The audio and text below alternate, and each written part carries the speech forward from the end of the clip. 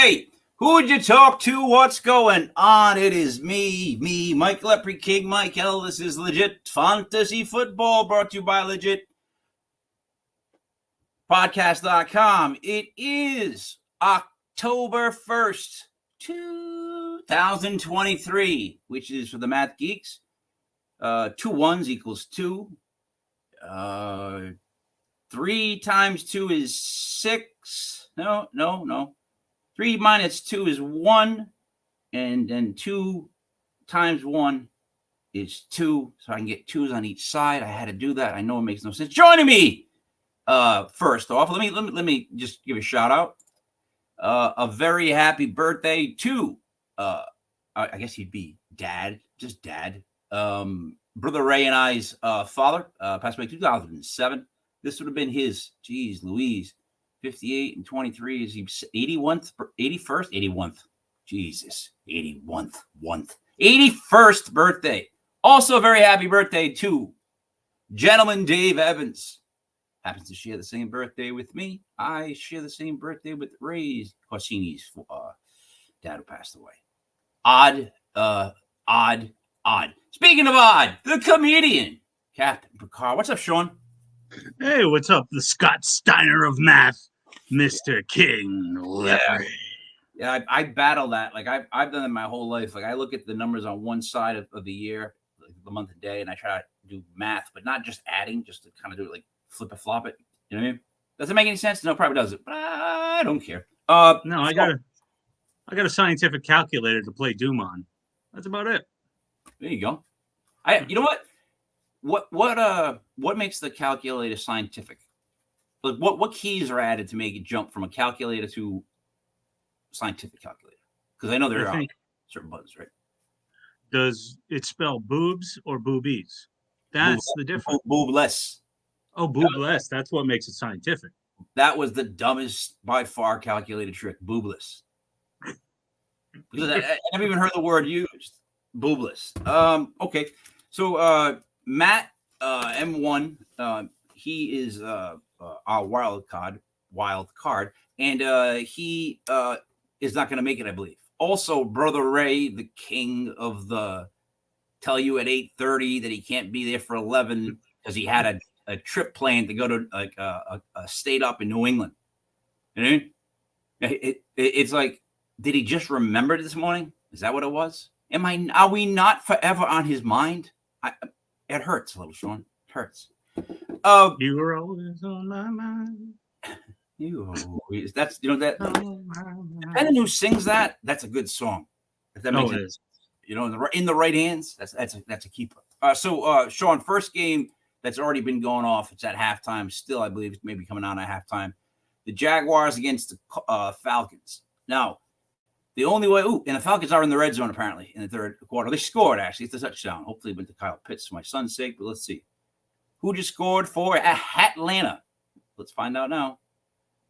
Boy. Nope. By God. By the way, NFL.com, right? If you try to watch a game along with their info, NFL.com, you feel like you're in 1986. That's how far behind you are of the game. You know what I mean? It was Drake London, by the way. All right, there it is. See what I mean? Like, I can't even see it. So, anyways, who did you like in this game? The Jaguars I had favored by 3. I got them early in the week at 3, and I took them at 3. They're up 17-7, so I look like a genius, but I'm just being honest. That's why I went with. Who did you like? Being that the Jaguars are at home, they played this game next week. They're going to be even more at home because they don't have to leave, and they play again in London town. So I love Jaguars. I love them more next week. Spoiler alert. So, secondly, what was I going to say to you? The Jaguars, right? I would hope that NTN gets a lot of yards in this half. Like, that's what the Jaguars want, and that's what I want as a fantasy owner of NTN. How you pronounce it? That's how I pronounce it. I would hope him and Bigsby get the rock a lot in the second half. Like I hope they try to run more on the Falcons, right? You want to just put it in Trevor's hand, let him pitch it up by 10. No, I like Etienne all day long. Etienne. He's got a lot of talent. He's 6 for 21 so far on the ground. Actually, Trevor has 8 more yards, and he has 2 catches for 13 yards on 2 targets. The team does so much better when it runs through him, when it runs through Etienne, and then they pass it out. But I'm not the coach. I've been watching Bigsby, and I'm not sold yet on Bigsby as like the complement to Etienne, like the his name is Tank, but yeah.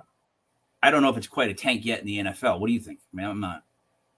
Well, geez, I'm a popular guy, Madam Schefter. The minivan Bigsby. Yes. Well, I mean, back to the Giants as always. You had Thunder and Lightning, which was such a good compliment group. And everyone tries to recreate it. As you know, it's a copycat league. And I don't see it happening, those two together. I like Etienne. I don't like Bigsby. So you know where that started? This is a funny story. That whole nickname thing. I was at the Giants game, like one of only maybe 10 I've seen in my life. Probably seen maybe 10, maybe more, but not many. And lightning struck against the Cardinals. And they had to evacuate the lower mezzanine because of the lightning. Mm-hmm. And from that strike came the nickname of Thunder and Lightning for, oh my God, look at me. 40, oh God, Bradshaw and the Beast, Jacobs. Yeah. Thunder and Lightning. They try to do it, I think, once first, though, with Tiki and somebody else. I forget. It might even been Brandon Jacobs and Tiki. So Ron Dane? Oh, yeah, Ron Dane. Oh, yeah. Oh, geez. It might have been even that. But eventually, I see Bradshaw and Jacobs whenever I think of the Giants, Lightning and Thunder. That was the official one. I was never a big Tiki fan. Didn't like him. Don't like his face. I don't actually like his face and his smile. His smile reminds me of, the main bad guy on The Boys? Oh, yeah. The blonde, whatever his name is. I keep forgetting his name. Like, he's the main, like, hero. He was the first guy to have super white teeth. Unnaturally white teeth. So he reminds me of, Tiki Bar with a smile. He's got that evil. There's evil behind that smile. So where was I even going with that? What was it? Oh, the Giants. So anyways, did you also know that they actually credit the chanting of defense to the New York Giants, that it started in Yankee Stadium, that it was like back in, I want to say like the 40s or 50s, maybe the 60s, I think 40s, 50s, 50s. I don't know. I'm bad with time. But the defense started to get really good. And I saw a documentary on it. They were saying like it was the first time they started to get the better athletes and put them on defense and then just let them run havoc. And the Giants defense was so good that it would score points. You know what I mean? It was back in the day, obviously. But they actually started to chant for the defense. To me, I don't see how you can credit that to somebody, because somebody else has to have chanted that before. But that's how it kind of goes, right? If you're the first one to kind of get popular with saying something, right? You also credit to Deshaun Watson. They now did the C-fence. Defense. What was I gonna say? Defense was a chant. Oh, and you ever see the Key and Peele one? I was hypo. What was it called? What were they saying? The word was I wish I was high on potamus. and he says a joke. If I have that happen to you, you tell a joke, it doesn't quite get the volume level, and then somebody repeats your joke and they just crush on it. Oh, I hate that.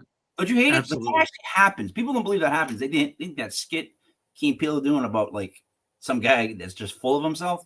But in reality, when you're amongst the guys, or especially the kind of vibe that we grew up with in North Providence, you had to be ready like a gunslinger with insults and jokes like this, because you knew at any point somebody good's coming in the room and right?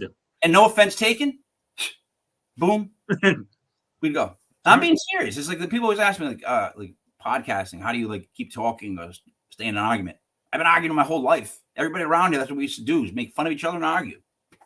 The legend of King Mike as being Wyatt Earp. And then people became too sensitive, Shawn. Some people got too sensitive and they changed over time. They couldn't take the same amount of insults. Me, I love a good roast. All right. Speaking of roast, we can talk about last week. Maybe not. Let's get into the games. Last week was not a great week for me. I wasn't wearing my Giants jersey. Now that I am, let's start with the first game. Now, I wish Matt was here because he's a real Dolphins fan. As opposed to Brother Ray, who's only been a fan his whole entire 50 some odd, almost 60 years of life. Matt's been a Dolphins fan now for the last 2 years. He bought a lot of Tua rookie cards. He's big into that. He was a Patriots fan, die-hard Patriots fan. Yeah. Like the first couple of seasons here. Then he was going to go with the Jaguars for a year. And then he settled on the Dolphins. But he still knows all about the Patriots and the Buccaneers. This whole Brady orgy of teams that's coming out of people in New England. Like some people just can't stay the course and stink for a while. They got to go someplace where they can have a party for the playoffs. You know what I'm saying? When people say I have an AFC team and I have an NFC team, I'm like, I was 7 once too. Yeah. You know what? Someone said that on this show. Someone said this. Who is it? Who was the guest that told me? Oh, it might have been on a paranormal show, to be completely honest. Legitpodcast.com. Someone said to me, well, I have my favorite NFC team is whatever, and my AFC team, and I'm going, stop. I'm like, they're not your favorite teams. There can only be one. There can only be one Highlander. Like, that's it. It just is. Like, if you're a Giants fan, you hate the other teams. If you're a Patriots fan, you have to hate the Jets, Dolphins, and Bills. You have to. You have to. All right. So I'm signing with you then, a Patriots fan. Miami goes to Buffalo today. Miami drop 50. I did some research on this. Yeah. Go ahead, talk, because this is ridiculous what they did last week. Video games.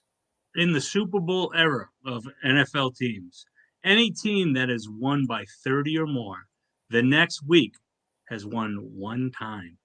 One time. So that's why my pick is going to be the Buffalo Bills. Wow. Right out of the gate with hot. All right, so let me talk you through this then. Yeah. I like it now that it's 2.5. Oh, yeah. I like 2.5. I hate 3 and I hate 1, to be completely honest.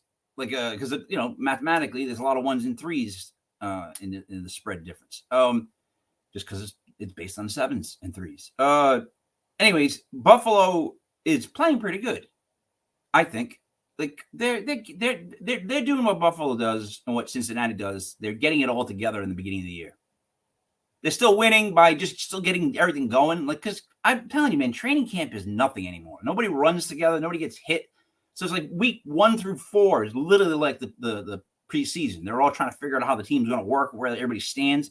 But so Miami drops that many without Waddle. That's what blew my mind, right? If you told me Miami scores that much and Waddle's not on the field, I would be like, he's got to be on the field for that. No, but there was no Waddle. So you think about if Waddle was out there, like they may have scored more. I think they may have scored more with Waddle on the field. Like one extra play that didn't go the distance. Might have just went the distance really fast. I think Denver gave up, honestly and truly. I think I could see Miami winning by like 20, 17. But I think after a while, if you saw those tackles, they were playing flag football, which I know the NFL Go 60 is trying to promote. Maybe that's their way. But really, yeah, go ahead. It looked horrible, man, because I'll tell you why. Yeah. Miami made a point out of saying, all right, no, we're going to try to score on every single play we get. And Miami tried to score on every single play they had. They didn't care if Denver was just trying to push them out of bounds. Like, shame on you, Denver. But, Shawn, I can't figure this game out. And here's why. If Miami didn't score so much last week and they weren't coming into Buffalo, I'd be like, Miami's going to win this game. I think Miami's a better team. But unfortunately, you may be right because I think I took Miami. See, I have Miami plus 2.5 in another bet. So seeing how it's now, it's still 2.5. I like Buffalo. Gosh damn. So Buffalo's going to beat Miami by 3. Miami drops all those points. So my gut tells me that you have to be right with the Bills because of the fact that the rivals one rival's coming off one of the highest scoring things ever. You would want to smack them and show them right away that you're not going to get pushed around. Mm-hmm. I still got to go with Miami, though. I just think Miami's a really good team. I would agree. Unfortunately, Matt is, all of a sudden he's on another good team. I wish I could do that, man. Being a Giants fan all these years, still don't have an offensive line. I'll get to that one. Minnesota travels to Carolina. The Vikings are favored by 5. Over under is 46.5. I'll go first on this one. So, Minnesota is not extremely impressive, but I could be saying that any year, last 4, 5, 6 years, and it could be true. Mm-hmm. I'd be like, yeah, they're good, but they're just not impressive.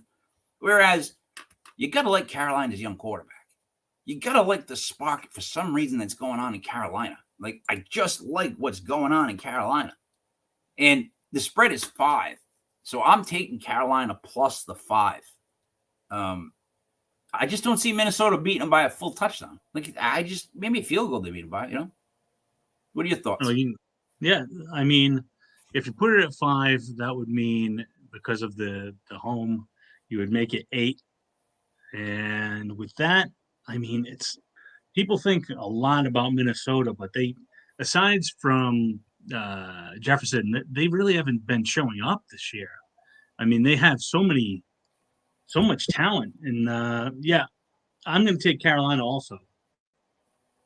So you know what it is with Minnesota? So Minnesota, right? They look like a team that's like, how do I compare them to?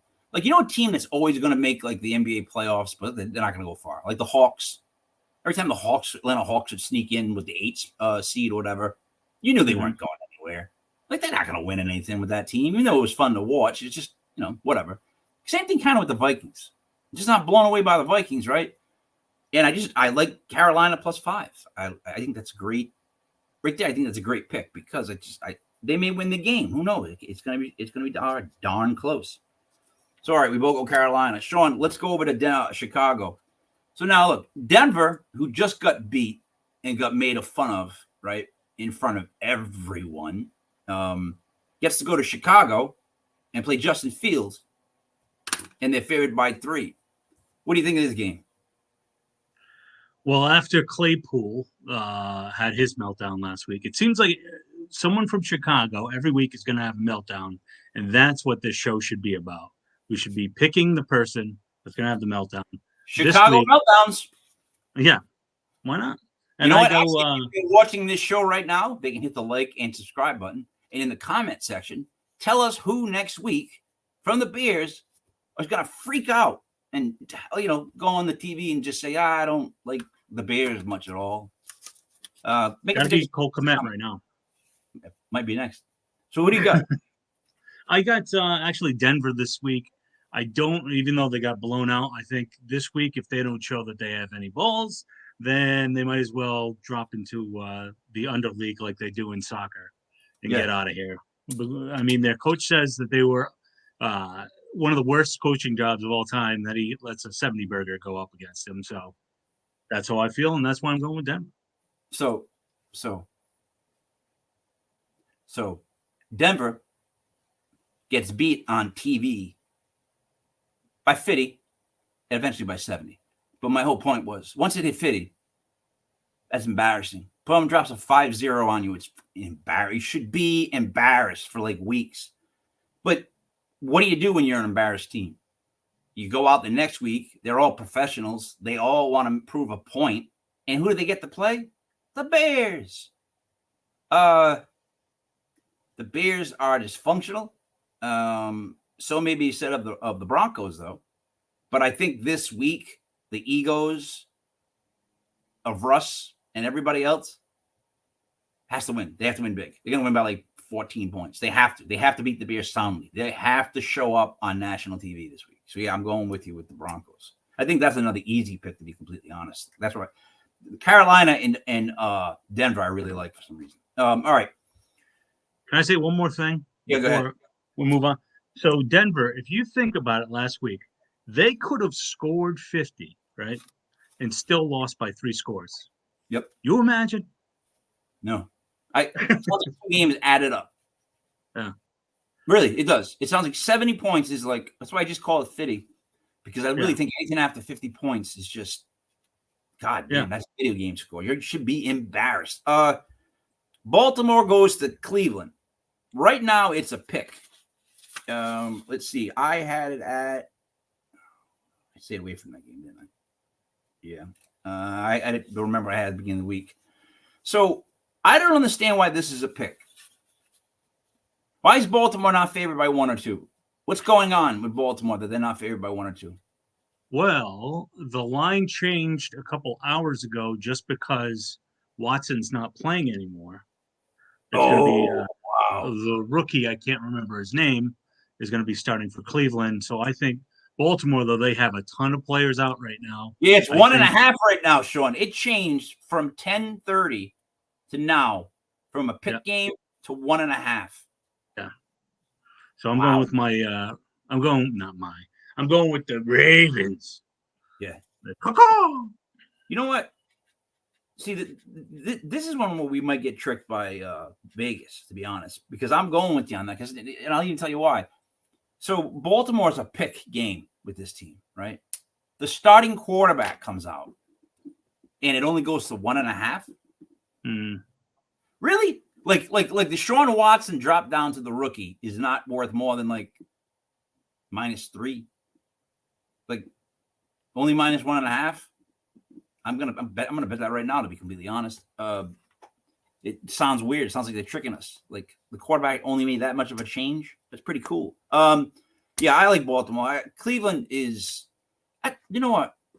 To be a Browns fan must be like, you wake up, right? You go to pour your coffee, it shoots out the side. Maybe it ends up in your mug. You go to sit down, right? You sit on something, you fall to the ground, you get up, your dog takes a dump. You know what I mean? You're just sitting there going, oh, boy. Like that. That's how I picture the mornings of a Browns fan. It's just depressing. I don't think they've seen much sunshine in their lives.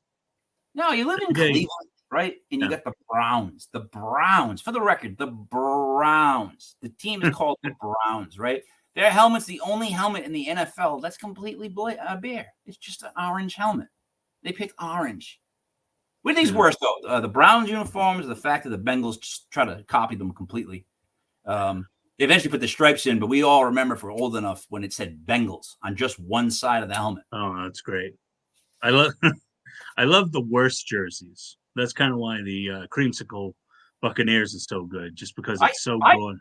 I don't think that's gaudy at all. I think it's one of the I love that old creamsicle color Buccaneers uniforms. Like, there was something about them that was like, you almost want to make fun of them because they're so like bright and like happy. But there was like a swag to it. Like, if they had the right people on that team, those uniforms would be awesome, right? They really could. But make it like a Johnny Depp type character. They can play quarterback. You know, he's all drunk and he's a pirate. I think that would prop up the uniforms tremendously. So wait, what game are we on? We're going to Pitt in Houston. So Pitt's going to Houston. Here's another game that someone's going to explain to me. Pittsburgh's going to Houston, right? What do you think of Pittsburgh so far? Like, seriously, what are your thoughts on Pittsburgh, the team, so far? I'll even look at their standings for a second. So Pittsburgh is 2-1, right? Yep. And Houston is 1-2. But Houston scored 66 points in 3 weeks. Pittsburgh has scored 56.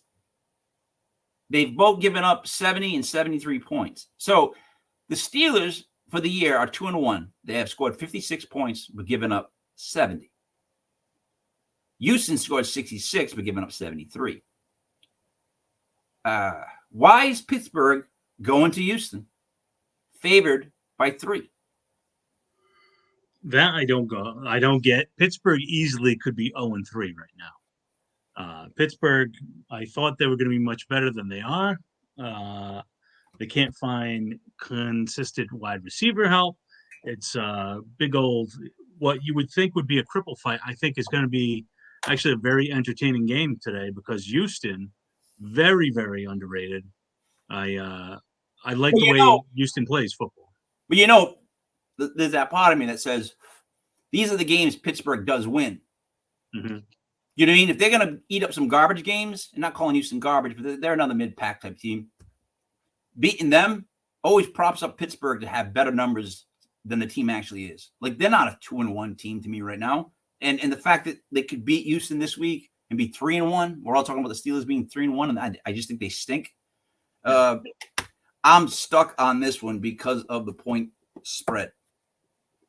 I didn't like 3. I told you I don't like it sitting right on 3. It's not moved. I know you like Houston in this game, but you think that they win?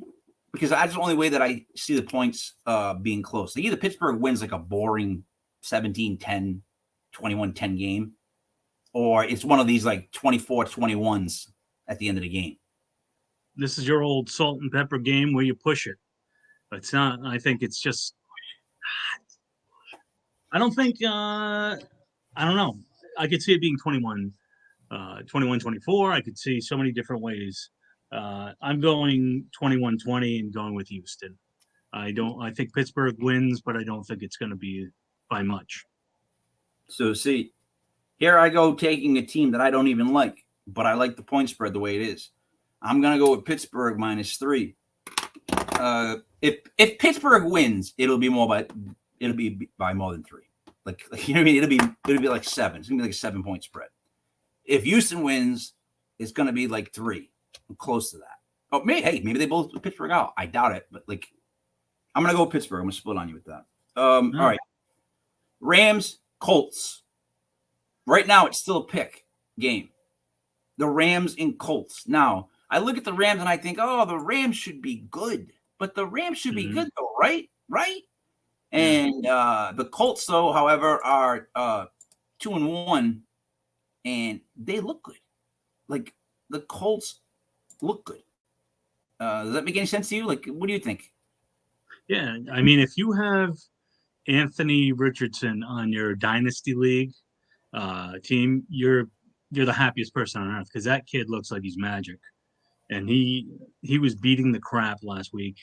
Was it Baltimore that they were playing? And then all of a sudden, he get hurt. He's out of the game, and the entire game changes. So I think him, the Pittman today, is going to be a big thing. I think the Colts actually win over the Rams, even though the Rams got a ton of talent.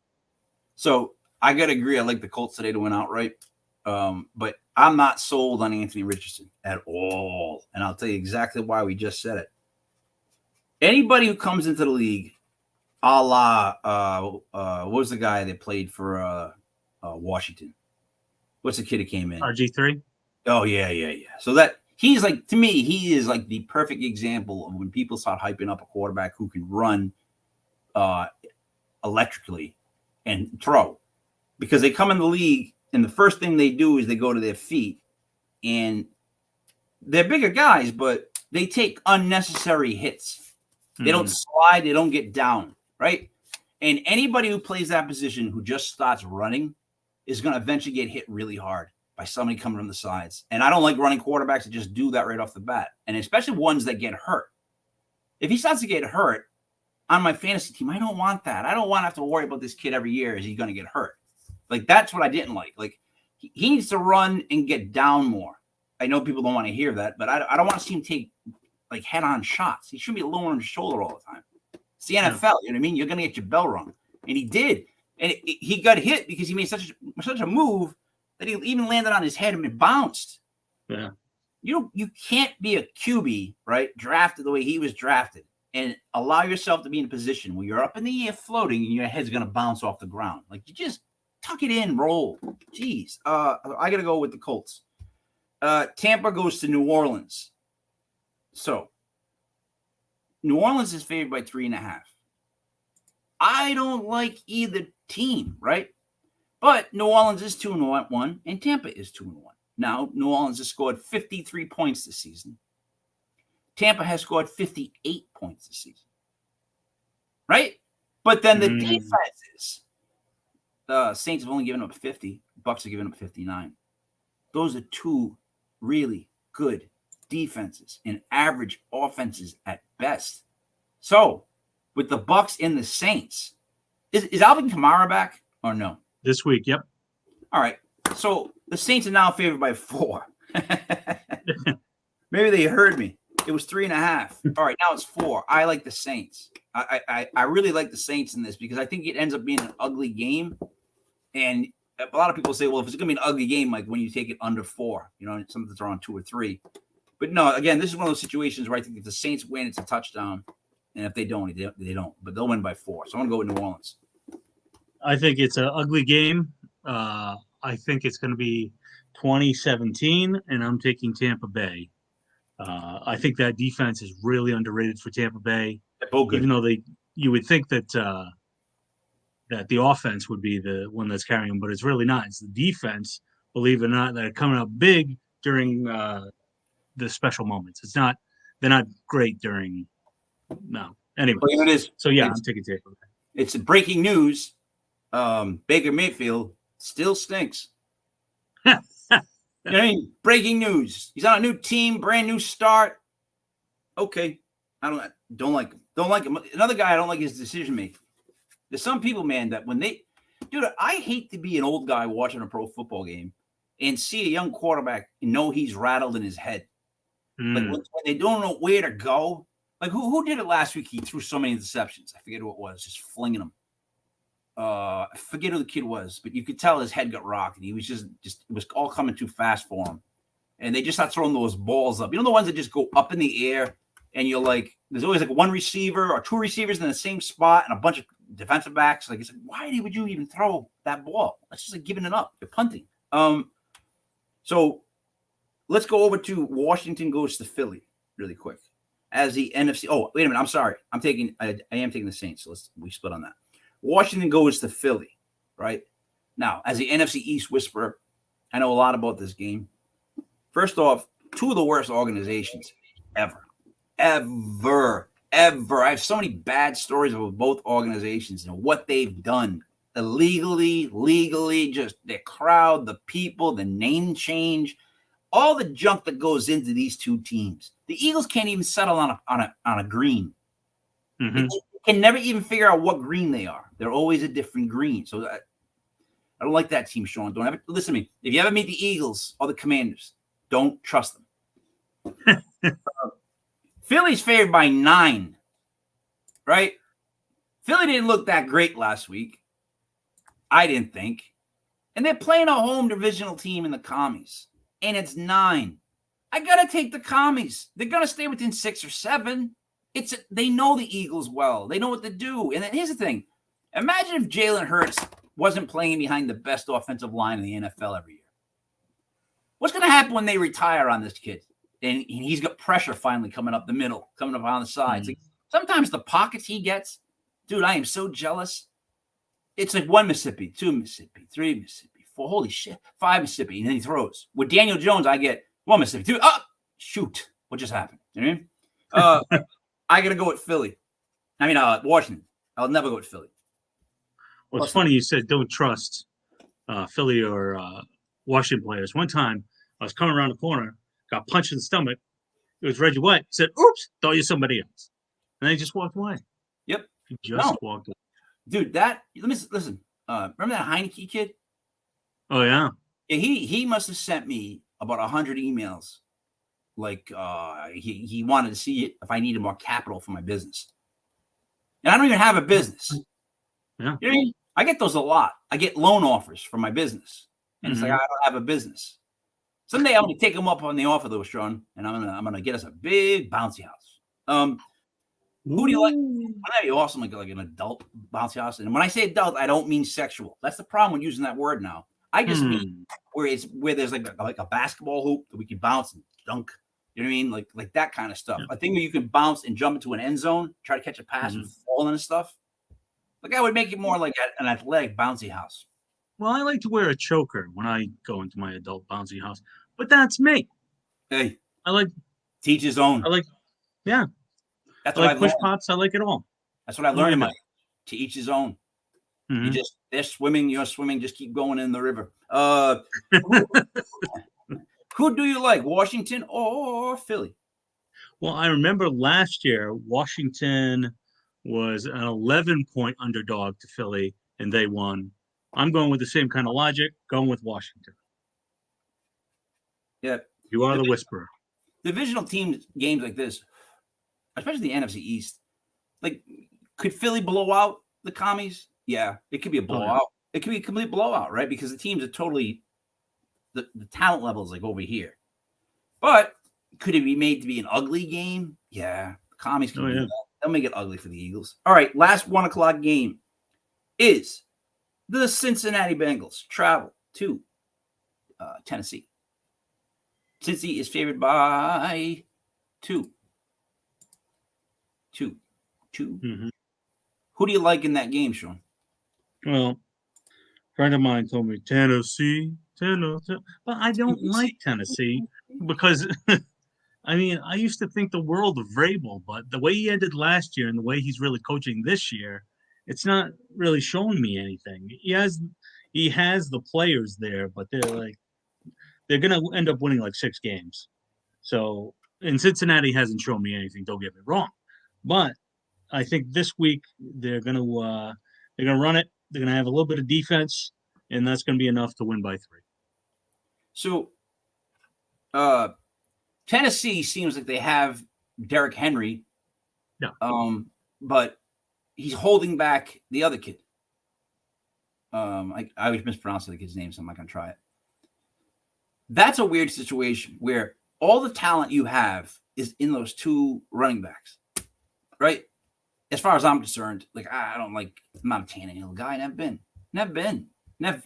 That's one of those mini helmets that I had signed that I sold for like postage stamps. Like why would I want a Ryan Tannehill helmet? What am I gonna do with that? I want to end up putting soap on it. You know what I mean? Since he's got to win by 2, you would think, right? This is where the trap of this game is. I'm looking at going, since he has to win by 2, and then I think, but why is it only 2? Right? It would be 5 at home. That's it for the Titans. So yeah, I figured they drop a bomb on them. So, but I'm still going to go with Cincy and take the bait. I'm going to pretend that it's not too good to be true because Cincy's a better team. They're definitely a better team by 2. Yeah. You know what's funny is a lot of people don't understand how Vegas starts with a 3. That's like part of being picking games that is never explained to anyone because we are on 4 different YouTube channels. I can only see the people that are on this channel, and there's never anybody on this channel, which makes it easy because I don't have to answer as many questions. But we're also live on Rumble and a couple Facebook things. So people do actually watch this and message me later, especially when they know I picked the wrong games. Like I always get those. I never get any great picks. It's always, oh, you missed on this one big. Thanks for pointing that one out. But so basically, let me explain really quick for everybody. You start at a 0 when you're looking at a game spread. Vegas automatically, or they used to say it, they assign 3 points to the home team. Home advantage is usually -3, right? Yep. The spread from there is what they think the point difference would be. So when you're looking at something like Cincy -2, if you start off with Tennessee -3, you got to add 5 to that to get a 2 on the other side. So it would be a 5-point spread if Cincy was home, which to me is a big difference in a game than 2. Like if you're favored by 5, then obviously we're expecting you to win by a touchdown. If you're favored just by 3, we think, you're going to squeeze out a field goal at one point and just win the game. So why would it be closer like this in Tennessee? Because of the home field advantage, and I don't buy that with Tennessee. I don't think they have that much of a home field advantage. So I'm going to go with the Bengals. I think so. That's how the 3 works, people. It starts off at a game, and you assign the home team a -3 in your head, and then do the spread from there. Okay, then, now that I confused everyone but myself, let's go over the 1 o'clock locks. Here's everybody after listening to me right now.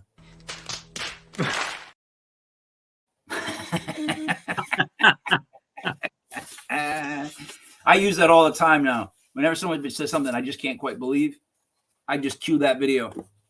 You know what I mean? Bingo. Slap. No, wait, I'm going to go put this one up. So let me run it over, Shawn. We both went with Carolina. We both went with Denver. We both went with Baltimore. We both went with the Colts, which is weird to say Baltimore than the Colts in order. We both went with New Orleans. No, we didn't. We both went with Washington. And we both went with Cincy. So on the 1 o'clocks, we have Carolina +5. We have Denver -3. We have Baltimore. It was a pick. I think it's on 1.5. We have the Colts, which is still a pick, I believe. We have Washington, which is +9. And we have Cincinnati, which is -2. We have 6 locks for the 1 o'clock hour. All right, 4 o'clock games. Here's what I hate about having a game early, like in the morning, like we're having now in England. Like, first off, I hate a game before 10 o'clock. It shouldn't exist. It shouldn't exist. As a fan, do you really want to get up and get going for 10 o'clock? Like, no, really. Like, I can't wake up and be ready for like 9, 10 o'clock. And then they want to have a Super Bowl overseas. I'm like, what time are we going to have this? We're going to have a Super Bowl at 11 o'clock in the morning? Yeah, you know what? That will be the worst decision they ever make if they put the Super Bowl really late. Because they'll lose. First of all, all the elderly folks that watch the Super Bowl, they don't even make it to the second half, some of them. Right? They got to watch people's court, go to bed. So you put it really late, you're going to lose a lot of people. First off, NFL, I can't figure out where to find the games anymore. Are they on YouTube or are they on Amazon? Or are they on Peacock? Oh, this one's CBS, NBC, Fox, NFL Network. Amazon's got one. Like today's Disney Plus. Is it? Yeah. I'm angry. Like I watch the Red Zone channel.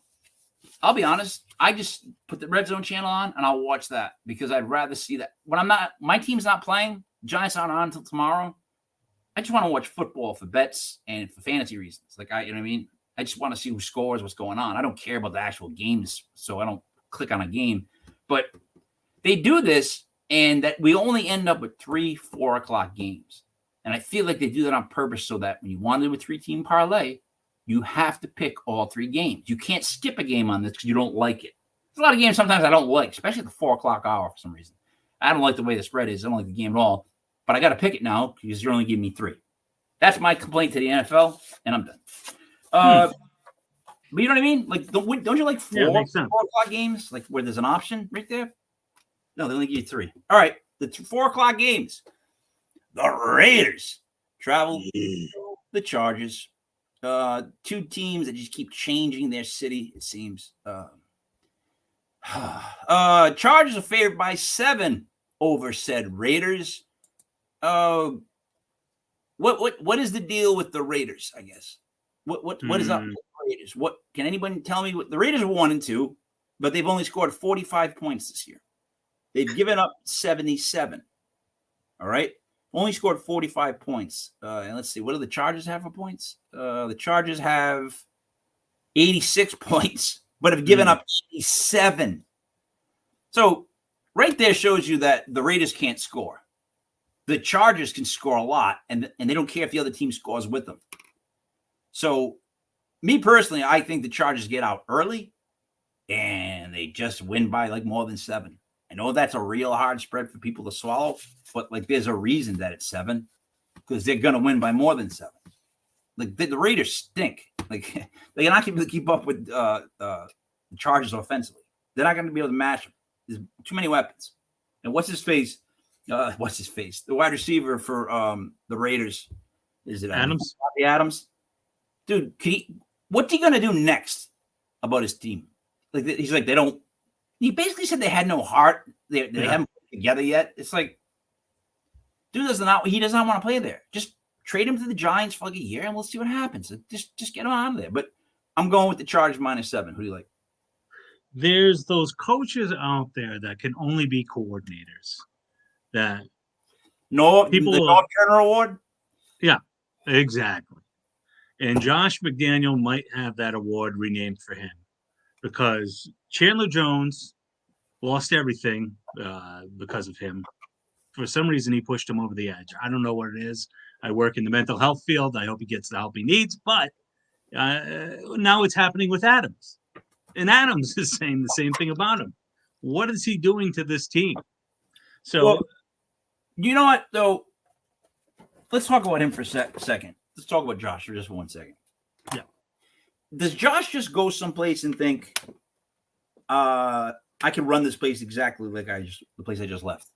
Is that his problem? He just shows up like with his plan, and he doesn't even care about the talent. He just assumes they're all going to be able to follow his plan. Like, I don't think he's adaptable is what I'm trying to say. Is he just taking the blueprint and trying to go other places and use it, and it's just backfiring because nobody likes him? Like, what is the deal with him, in your thoughts?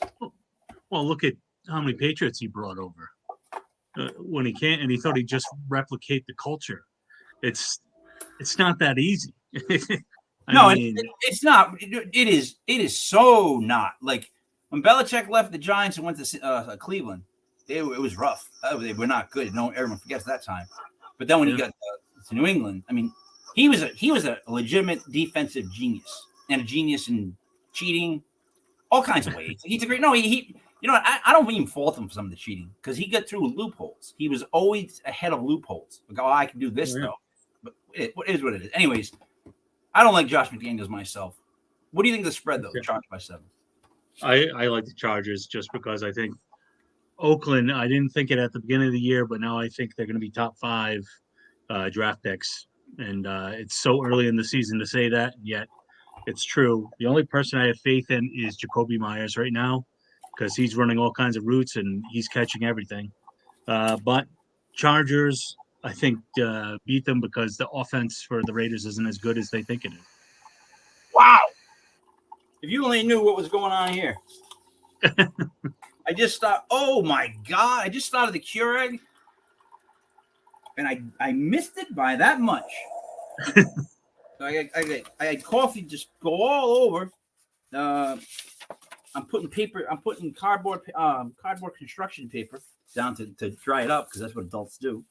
Wow, that was almost. I thought I was going to go up in flames for a second there, Shawn, but I made it out alive. Just want to make sure everybody knows that I am still alive right now. Just you wouldn't believe the amount of hot coffee that I'm dealing with. Anyways, anywho. Well, while you do that, I'm going to tell the Shawn Cheers Too Much story of the week. Oh, okay. I had Domino's pizza last night, and which crust? Oh, you got to go deep dish. That deep dish is pretty good. But have you had the butter one? It's like the buttery garlic type crust. I don't know which one that one's on. Is that the deep dish or is that the home style?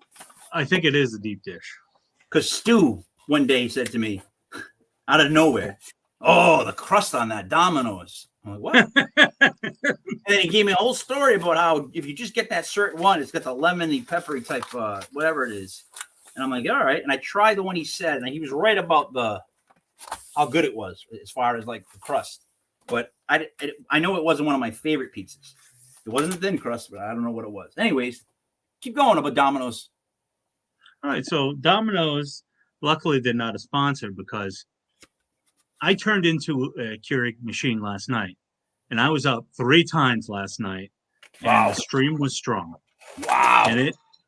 So, ladies and gentlemen, if it's late at night, don't make it Domino's. That's all I'm going to say. Oh, no. So listen. So here's one thing, right? I'm extremely old. Like, I know this. I feel it. But here's something I've actually progressed in life. I've actually learned.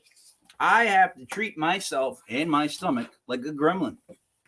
I cannot eat anything heavy past like maybe 8 o'clock.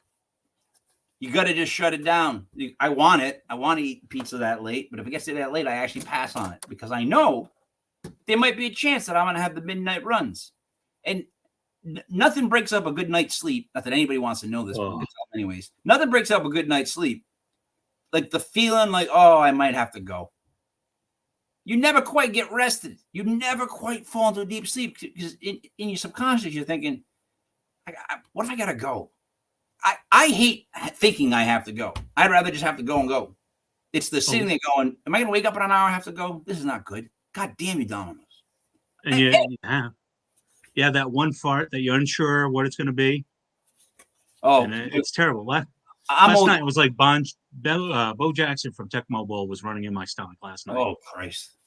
Yeah. The bubble guts. Yeah. See that? Yeah, no. That's another thing too. Ever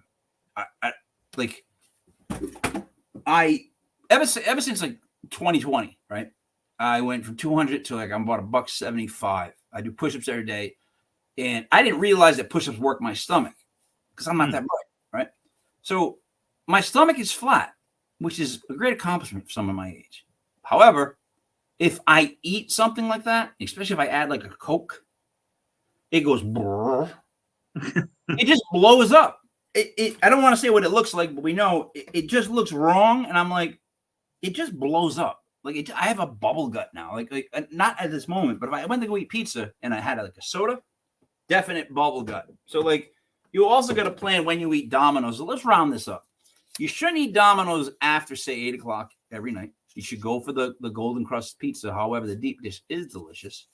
And then finally, I don't know what else I was saying about them, just making fun of Domino's. I missed the Noid. The Noid, they bounce on stuff. Like if it was like avoid the Noid or something like that. One of those. It was a stretch where every company came up with a really stupid mascot and made it like stupid funny. And literally, it might have been the 90s. I don't remember when it happened, but there was definitely a run on mascots. Back to the game, Shawn. Pats go to Dallas. Dallas is favored by 6. Patriots do not look that good. And Dallas scared me last week with that game. And I'll tell you why. I really think the problem with Dallas, the part of Dallas that's not good, is the quarterback. I mean, and the fact that, like, so Tony Pollard, your number one back. Would he be a number one back everywhere? Like, in other words, are you guys saying he's your number one back and you really don't have much, like, to say about him? Like, is Tony Pollard a lead back? I keep talking to myself about this. I don't get it. I don't buy it. I don't buy him as a lead back. I don't buy Dak Prescott as somebody who's, I think he's on the back 9, if you want my honest opinion of him right now. So I don't know. I don't think Dallas is that good. That's what they showed me last week. Their defense is fucking amazing. The defense is brutal. They got a great offensive line, right? I just don't think the quarterback or running back are up to par. Now, the Patriots, they just seem all muddy to me. And I don't see how Mac's going to really benefit from playing against that defense. But the Cowboys is favored by 6, which is a lot. So I'm going to go with you first. Who do you like as a Pats fan? I think there was some movement towards the Pats overnight for no reason. There was no reason that it was based in. Vegas knows something. I wish they'd tip us on what it was. But I think Dallas's defense, Patriots have a really good defense. Dallas has a much better defense. So I think besides San Francisco, Dallas's defense, second in the league. So Dallas, I think, wins through a defensive touchdown. I'm taking Dallas. John's taking Dallas for -6. So I would think Dallas wants to play better because of last week's performance. I would think they would want to come out, and I think they are technically their defense should dominate the Patriots' offense. But I can't see Bill losing to the Cowboys. I can't see Bill. This is my upset alert of the day. I'm taking the Patriots to win outright. And my reasoning is simple. The Cowboys are a little clunky right now. And if there's one team in the NFL that can make you play an ugly game and make it like a backyard or back lot like Boston beatdown, it's Bill Belichick and the New England Patriots. Like he'll take a quarterback like Dak and just make it a nightmare for him. And you know what? It's going to be defensive. You're right with the scoring. Like it's going to be about field position and all that stuff. This might be one of those really ugly games. So if it's that ugly and it's now +6, I got to go with your Pats. I'm picking your Pats. You're picking against them. That's crazy. I hate to do it. Shawn, Arizona goes to Frisco. Frisco is still favored by 14 with an over-under of 43.5. Arizona has proved to be a bad team, blowing a huge lead to the Giants, losing last week, I believe, to the Cowboys when they should have won another game. But 14 for Frisco. You know what's weird is Frisco is so much better than 14 points on Arizona, but they got to score those points. Like, there's got to be an explosion from the Frisco offense. Frisco offense to me seems very like adaptable, but not like I don't know, like they yet to be truly explosive as it could be. But I still like Kansas City. I mean, I still like Frisco favored by 14 over Arizona. Who do you Yeah, like? San Francisco on paper should no problem 14.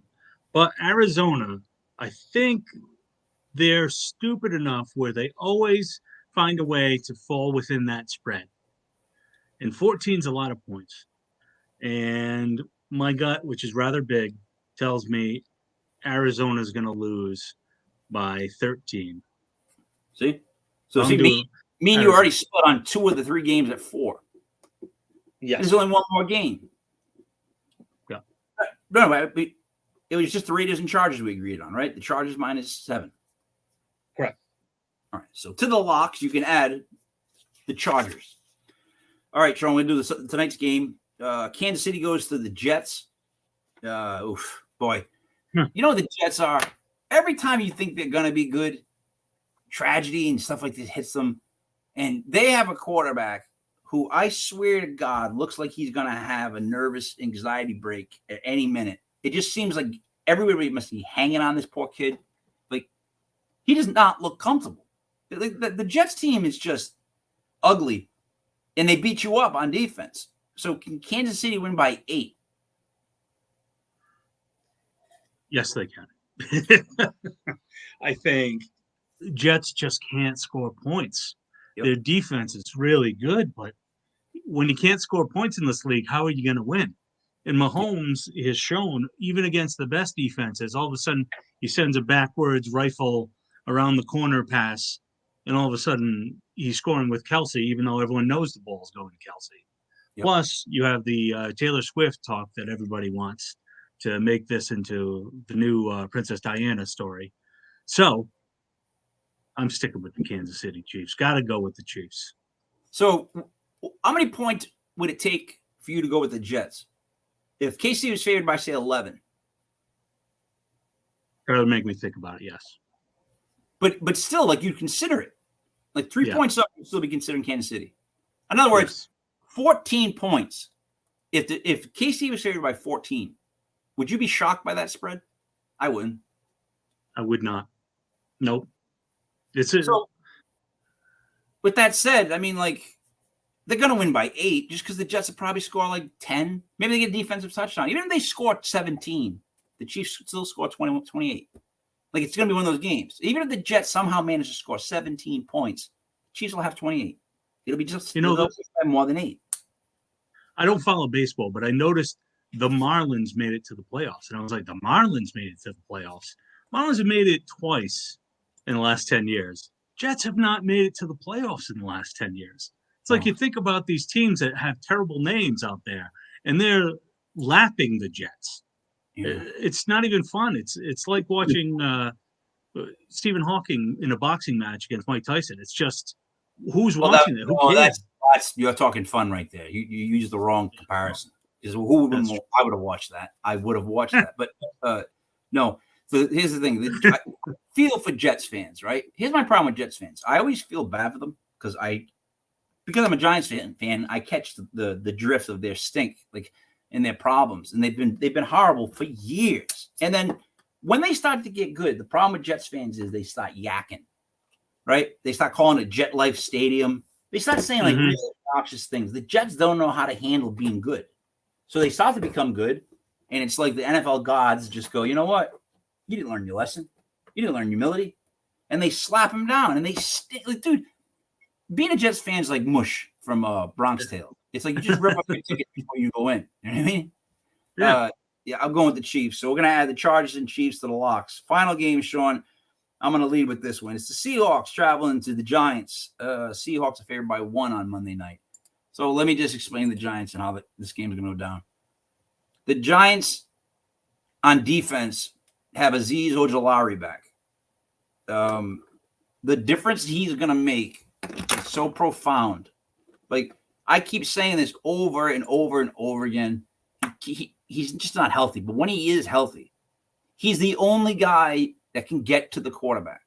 He's the only one that I'm positive can always try to get to the quarterback. Kayvon is like playing like a baby.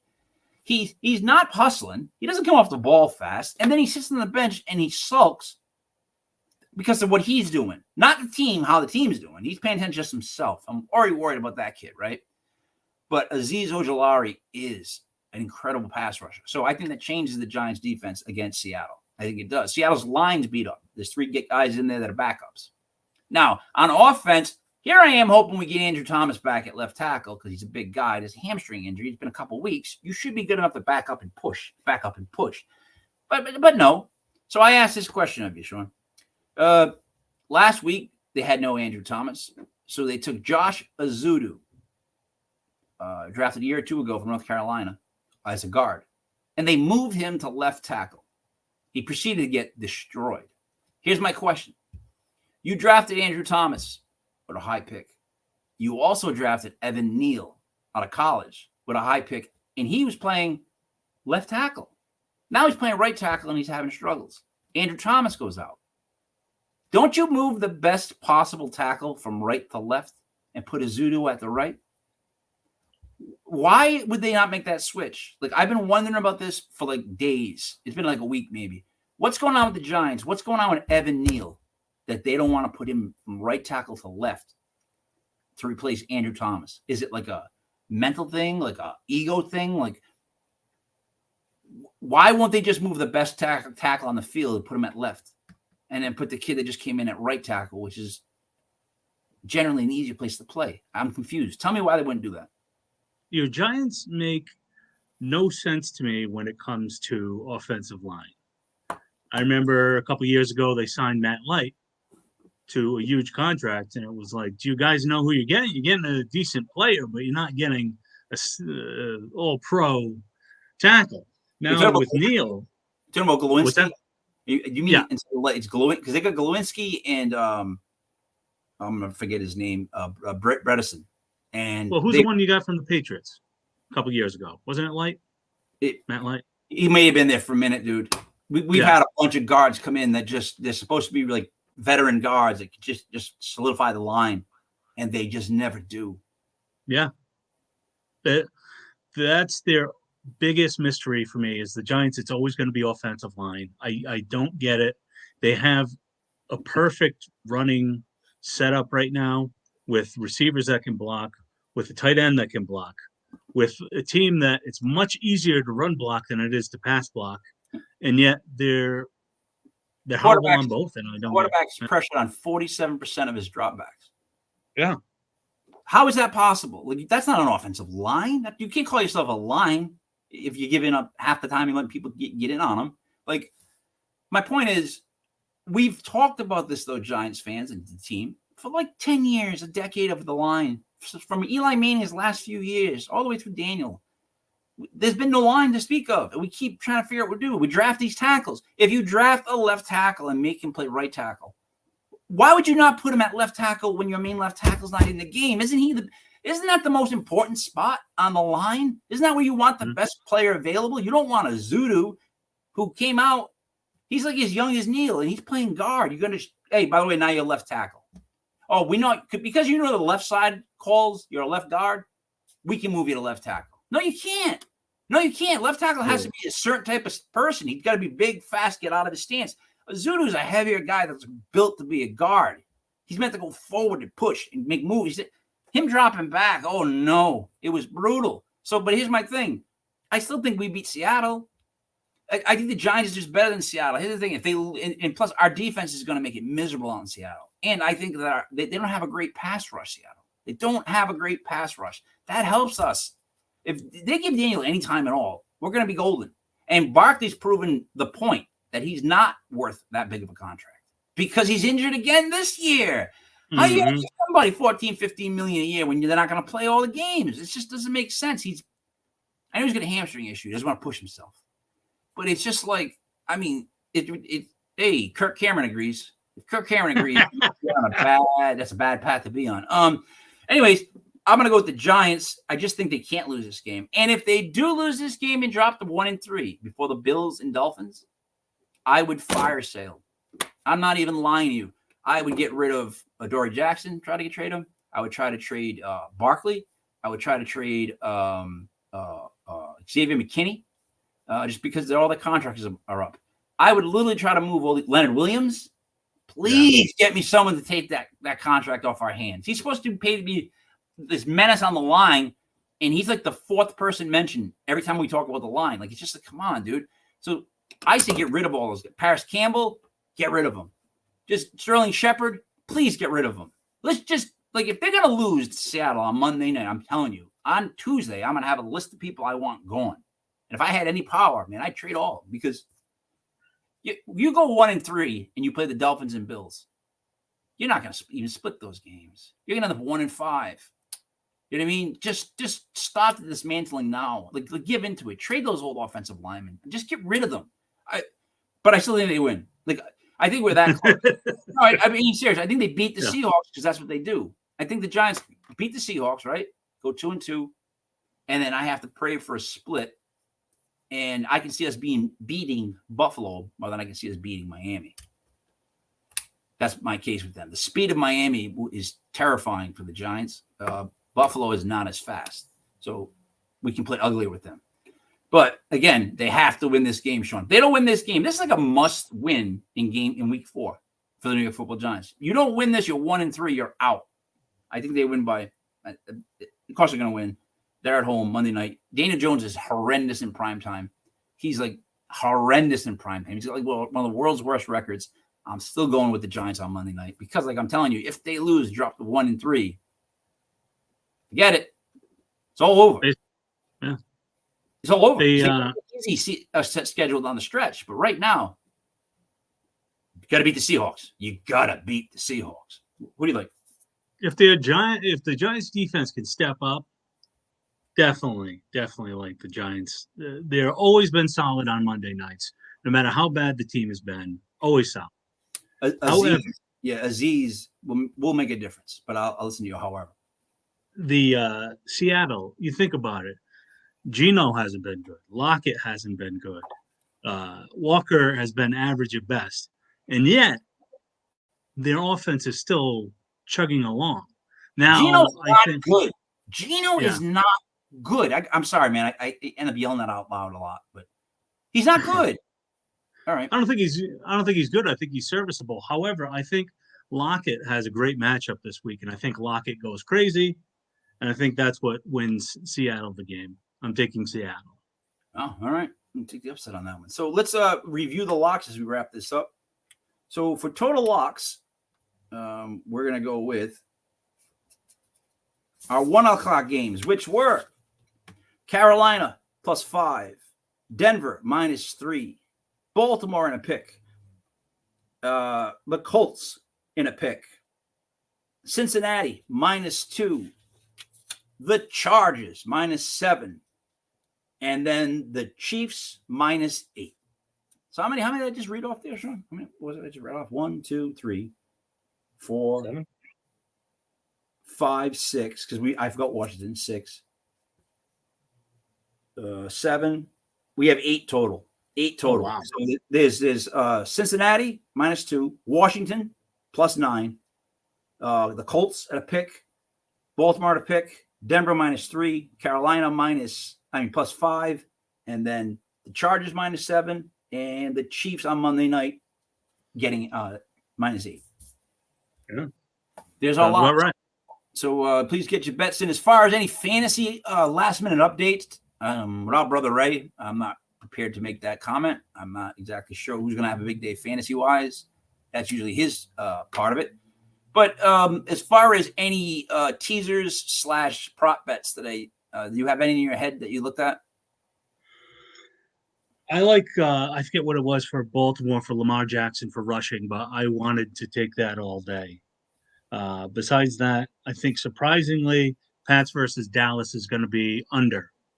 And those are the 2 surprises that I have looking. Also, the surprise is High Harvest, one of our sponsors. I'm going to try to try them out in the next week or 2. And I'm excited about that for the record, they're amazing. You can order all this different stuff. It's highharvest.net. You can find all the different stuff they order, and they sell. The cookies they make are phenomenal. But I would say if you're not used to cannabis, I would only eat half a cookie. because I'll eat like one or two. It's just what I do. It's rhyming. But most people, I give them a whole, like half an hour, they'll say something really stupid. So if you want to have a real stupid time, just eat one completely. I literally get a call from my wife who's asking me where the scissors were. She was trying to wrap something, and I'd given her one and a whole one. I went back upstairs, and she's telling me she can't find the scissors, and she's holding them the whole time. Can't find these scissors. Can't find these scissors. Like in your hand. It's like, oh, it gave you too much. But yeah, no, they are phenomenal. All right, so good luck with your games. Wait, what was the prop bet though? It was Lamar, and then was there another one, or was it just you? It was the under for the Pats and Dallas. All right. I have no props to mention because literally nothing's popped out at me. Like I was like, oh yeah, he's definitely gonna have this in this game. But let's see how we turn out. I'm doing good with Jacksonville right now. They're still holding out 23-7, so that's good. Etienne has gotten me at least 7 points. So he's got over 50 yards rushing, which is golden. And there's really a final in the Jacksonville game. And it's 23-7? Yep.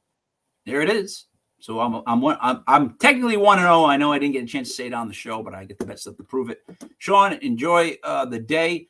Tune in tonight at 7:05 for Legit Paranormal. They're going to be mad at me because I do not know who the guest is. I know it's somebody really good, and I got to make a whole show for it coming up soon, so it's out. But that's also going to be on our website, legitpodcast.com, legitpodcast.com. As far as social media, everything has been switched over to Legit Podcast, DOTCOM. Spell it out. It's legitpodcast.com. We have 8 paranormal shows, 1 fantastic football show, may I say.